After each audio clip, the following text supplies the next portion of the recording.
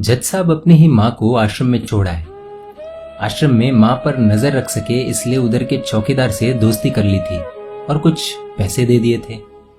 जज ने चौकीदार को अपनी दिल की बात आंखों में आंसुओं के साथ बता दी कि घर में पत्नी है जो माँ के साथ बदतमीजी से पेश आती है और पत्नी के कहने पर दोनों बच्चों ने माँ से बात करनी ही बंद कर दी। माँ को अकेलापन लगने लगा और इन सब वजहों से दिन भर रोती, इसलिए उसे आश्रम छोड़ने के लिए आ गए। तो चौकीदार ने कहा, जज साहब आपके सामने सारे सबूत थे कि कौन सही और कौन गलत है, लेकिन अपनी ही माँ के साथ न्याय नहीं कर पाए तो औरों के साथ क्या न्याय करते होंगे आप। ये बात जज साहब के दिल को छुप गई। चौकीदार की इतनी सी बात का इतना असर हुआ कि 2 रात नींद नहीं आई, 2 दिन से खाना नहीं खाया और कोर्ट भी नहीं गए। ऐसा लग रहा था जैसे एक चौकीदार ने जज साहब की दुनिया हिला दी। जज साहब अपने घर में रूम से बाहर आए। दोनों बच्चे और पत्नी खाना लेकर इसी इंतजार में खड़े हैं कि कब खाना खाएंगे। तभी जज साहब ने एक कागज पत्नी को और 2 अलग कागज अपने बच्चों के हाथ में थमा दिए। कागज की एक लाइन पढ़ी तो पत्नी के हाथों में से थाली गिर गई। जज साहब बोले, मैं तुम्हें तलाक दे रहा हूँ, और बच्चों से कहा, आज से मेरी सारी प्रॉपर्टी आप दोनों की, मुझे कुछ नहीं चाहिए।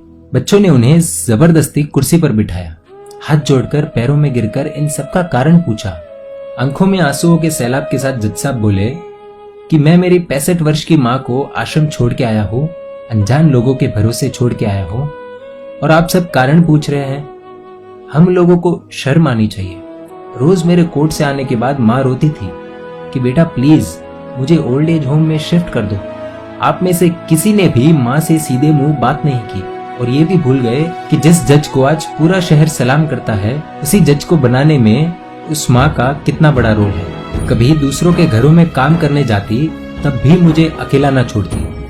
ऐसी भगवान समान माँ को मैंने आश्रम में छोड़ दिया, और वो भी ऐसे लोगों के भरोसे जिन्हें ये तक नहीं पता कि माँ को क्या बीमारियां है। खुद को कोसते हुए जज साहब कहते हैं, दूसरों पर फैसले सुनाने वाला आज मैं खुद हार गया। मैं जज नहीं बल्कि गुनाहगार हूँ, और मैंने जो गुनाह किया है वो शायद कानून तो माफ कर देगा, लेकिन ईश्वर के कोर्ट में वो कभी माफ नहीं होगा। ये कहते हुए जज साहब बोले कि अब मैं अपने पापों का प्रायश्चित करने जा रहा हूँ। मैंने अपना सब कुछ आप लोगों को सौंप दिया है और अब अपनी माँ के साथ आश्रम में रहूंगा और उनकी सेवा करूंगा। पत्नी से जज साहब ने कहा कि याद रखना, आज तुमने उस माँ को आश्रम भिजवाया, तुम भी एक माँ हो, कल तुम्हें भी कोई आश्रम भेजेगी, तब तुम्हें मेरे इन शब्दों का अर्थ सही मायने में समझ आएगा। ये बोलकर जज साहब निकल लिए अपनी माँ के पास। आधी रात को चौकीदार भी जज साहब को देखते हुए चौंक गया। अंदर देखा तो माँ सो रही थी। करीब जाकर देखा तो पूरे परिवार की तस्वीर से लिपट कर रोते हुए माँ सो गई थी। आश्रम का प्रशासन भी जाग गया, क्योंकि पीछे पीछे माँ और बच्चे भी आ गए। उन्हें ये एहसास हो गया कि उन्होंने क्या पाप किया है।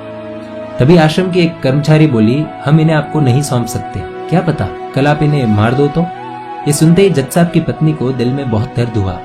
वो बोल उठी कि मैडम जी, शायद हमारे हाथों बहुत बड़ा पाप हुआ है, मानते हैं, लेकिन अब हम इन्हें मारने नहीं, इन्हें एक नया जीवन देने आए हैं। आश्रम के सभी बुजुर्गों की आंखों में आंसू थे, सबके सब रो पड़े। खुशी के आंसुओं के साथ माँ को घर ले आए।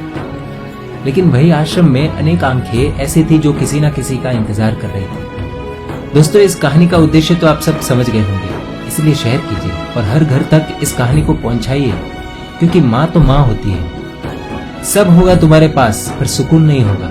सुकून सिर्फ माँ के आंचल में होता है, और उस आंचल को बिखरने मत देना। ऐसी इमोशनल कहानियों के लिए emotional video stories page like करना अनिवार्य है। दोस्तों, आप सभी से रिक्वेस्ट है, प्लीज YouTube पर जाकर हमारे इस चैनल को भी सब्सक्राइब करें।